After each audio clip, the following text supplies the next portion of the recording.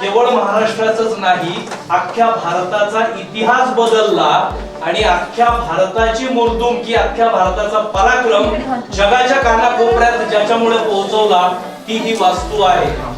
ती वास्तू म्हणजे शिवजन्मस्थान. माझं स्वप्नच होतं की जीवात जीव आहे तोपर्यंत शिवनेरी किल्ल्यावर जायचंच आहे मला.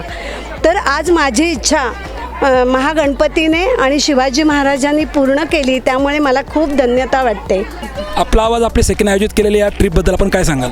वा वा वा, म्हणजे किती अवर्णनीय आहे. आकाशाचा कागद, समुद्राची शाई, सर्व वृक्षांची लेखणी केली तरी ही सखीची योग्यता संपणार नाही आणि ह्या महिला मला अशाच मिळत राहू देत जन्मोजन्मी.